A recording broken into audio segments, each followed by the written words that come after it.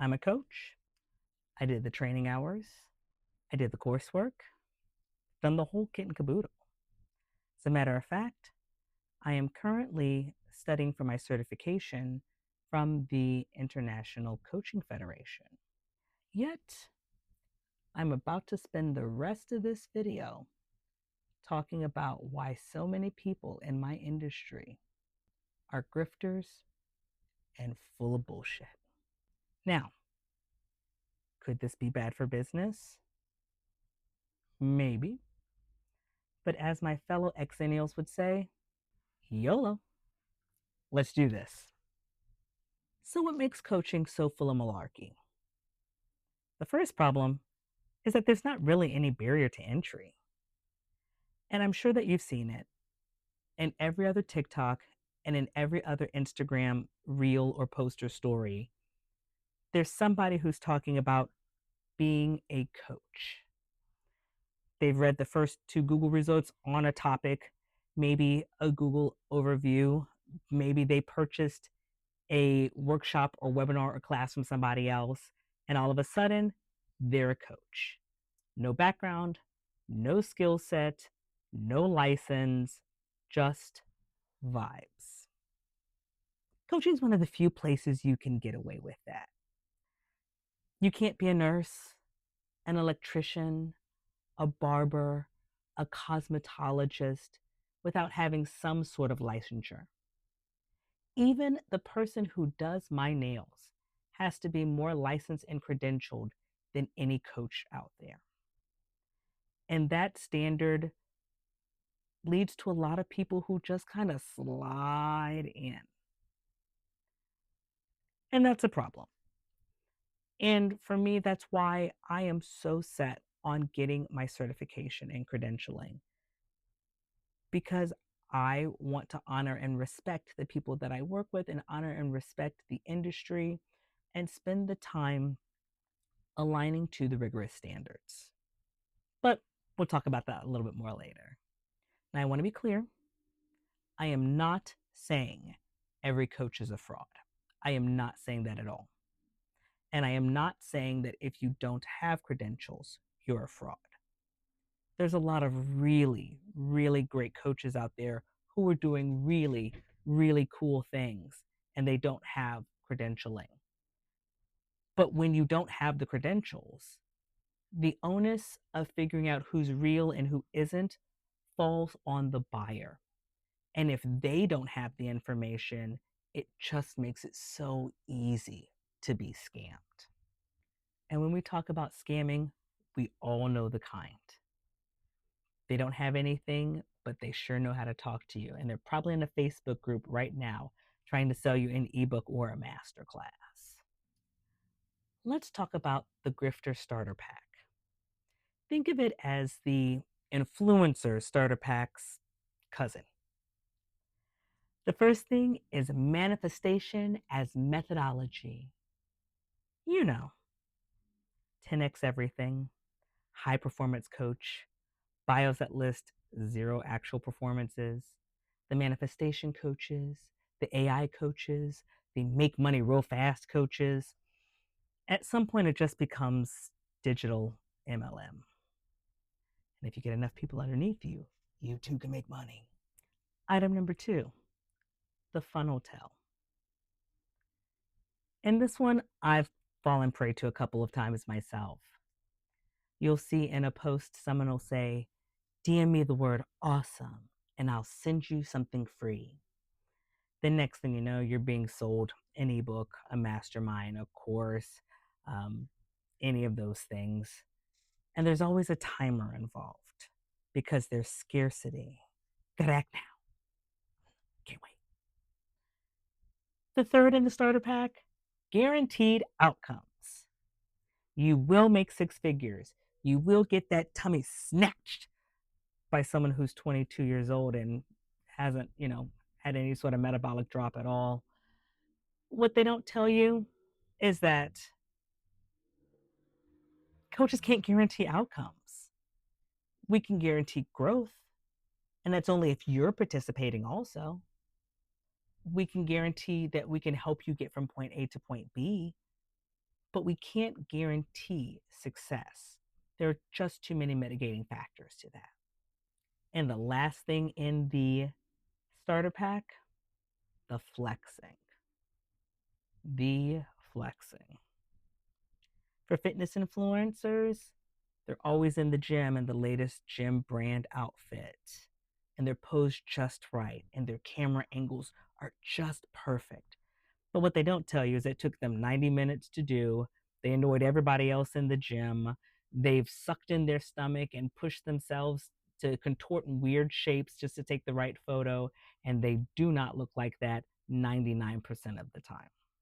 Then you have the lifestyle flexers, the ones who are driving around in the great car that they won't mention is leased, the wall of shoes that may or may not be AI, living in the McMansion, or the perfect life on a homestead, folks who never mention the team of people they have behind them to make sure that this is all possible. And I'm sure at this point, you're picturing a few people right now. So, if that's all the BS, and it is, what does a real coach look like? Now, before we get there, I want to take a small diversion. Answering this question of what does real look like was one of the hardest things that I struggled with in deciding to become a coach. I spent a big chunk of my career as a consultant, another squishy job, but at least that one had strong deliverables behind it. You can say, I built this thing, I delivered this thing. Um, there was still stuff behind it. A coach, it's even squishier. And it's also now been diluted with folks who are life coaches or vibes coaches or growth coaches. Heck, even the category that I use, transformation coaching, folks are like, what exactly does that mean? And unfortunately, it's become so diluted, it becomes hard. So, the way that I get around being vibes based is by putting some structure around it. So after talking with other coaches and consultants and clients, I decided to get certified. And by getting certified, there is a rigor and a structure and a governing body and continuing education and ethics that you have to align to, that you just have to be accountable to someone. And by having that certification, it gives me the ability to have structure, to be accountable to someone, and to also give to others and to myself the saying of I'm not just here for vibes.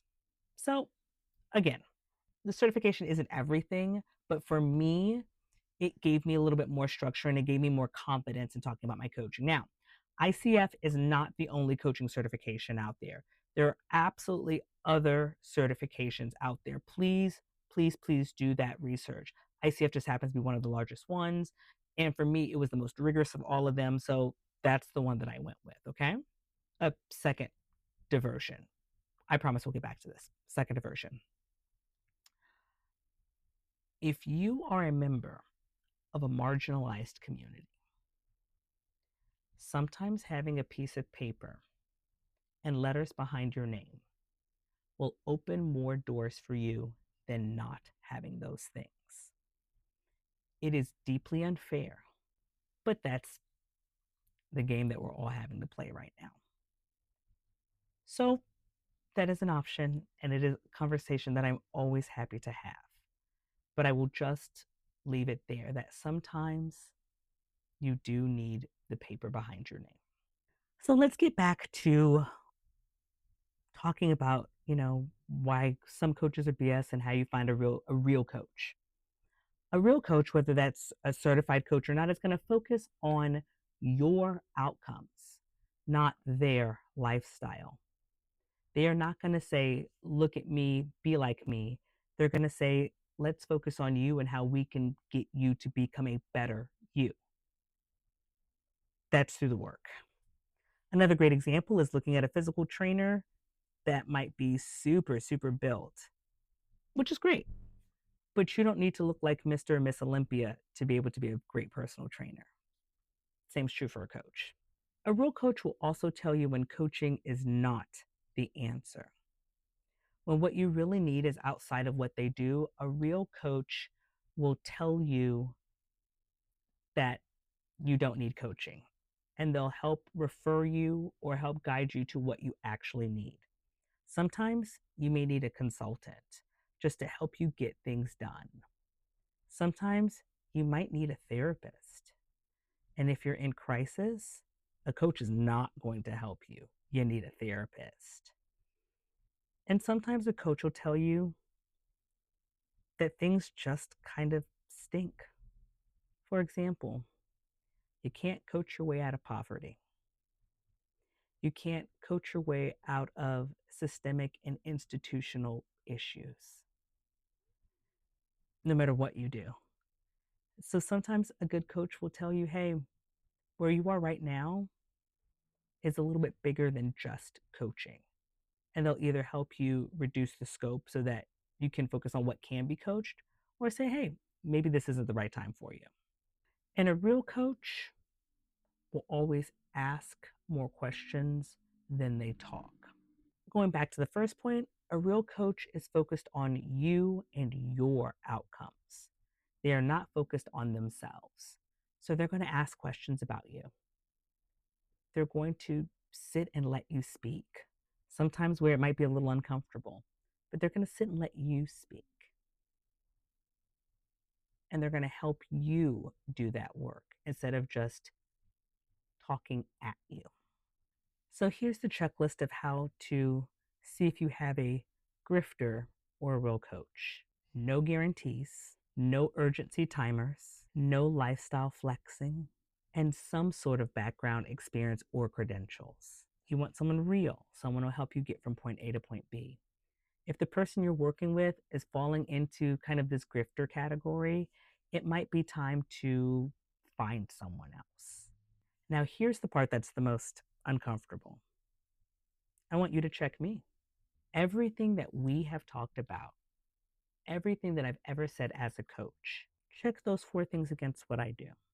If you believe that I am a real coach, I would love to work with you. Got a link to have a 30-minute chat. I don't pitch during that chat. We just have a conversation. If you think that I am a grifter, you also now have a checklist to measure other people against. And you'll also have a data point if you think I don't fall into that. But check me. And check me not just now, continue to check me as long as you are a follower of this channel. And with that, I'll see you next week.